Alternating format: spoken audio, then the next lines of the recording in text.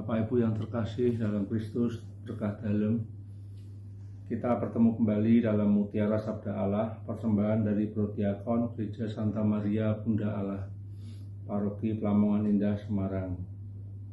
Marilah kita siapkan hati kita untuk mendengar, merenungkan, melakukan, dan membagikan sabda Tuhan dalam hidup kita. Dalam nama Bapa dan Putra dan Roh Kudus. Amin. Bacaan dari Injil Lukas. Tiap-tiap tahun orang tua Yesus pergi ke Yerusalem pada hari raya Paskah. Ketika Yesus telah berumur 12 tahun, pergilah mereka ke Yerusalem seperti yang lazim pada hari raya itu. Sehabis hari raya perayaan itu, ketika mereka berjalan pulang, tinggallah Yesus di Yerusalem tanpa diketahui orang tuanya.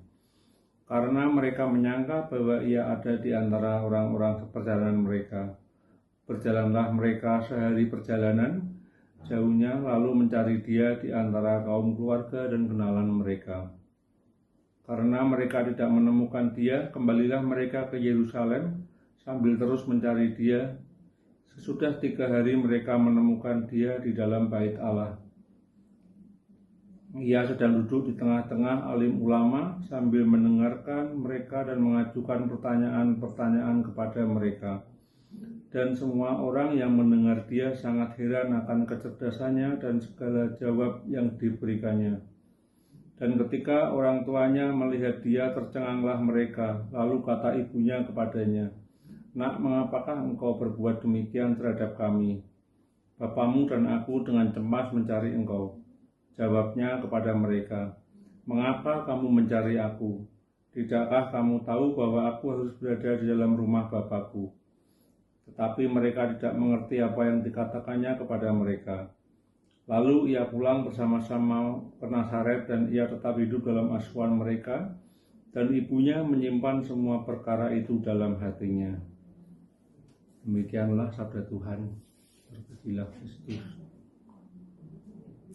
Perikop ini menekankan akan pentingnya peran keluarga dalam pendidikan dan pertumbuhan rohani anak-anak kita semua. Teladan kasih dari orang tua terhadap anak bisa kita baca dalam ayat yang ke-51. Ia tetap hidup dalam asuhan mereka, dan ibunya menyimpan semua perkara itu dalam hatinya.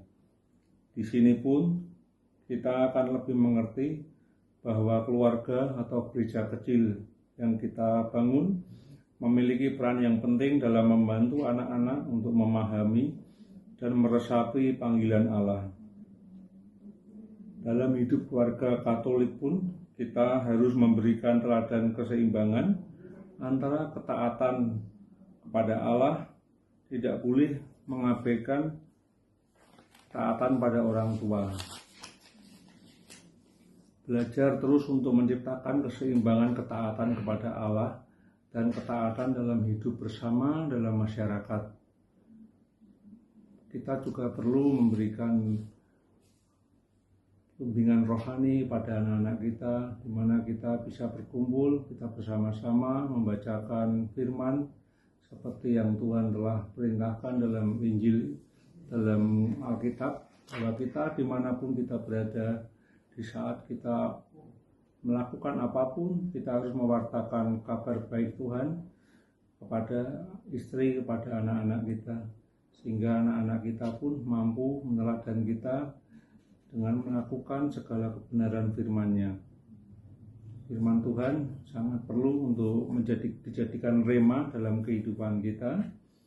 Makanya kita harus selalu membaca, merenungkan, melakukan dan membagikan setiap firman yang telah kita baca, yang telah kita renungkan dan kita resapi dalam kehidupan kita semua.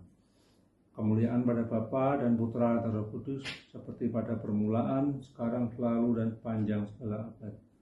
Amin. Bapa, kami mengucap syukur untuk berkat-Mu yang telah selalu menjaga kehidupan kami semua.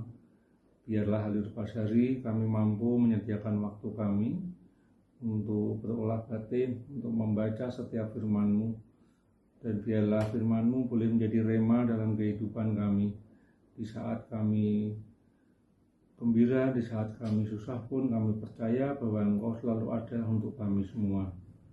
Terima kasih Bapa untuk segala kasih dan kebaikan-Mu untuk kehidupan keluarga kami.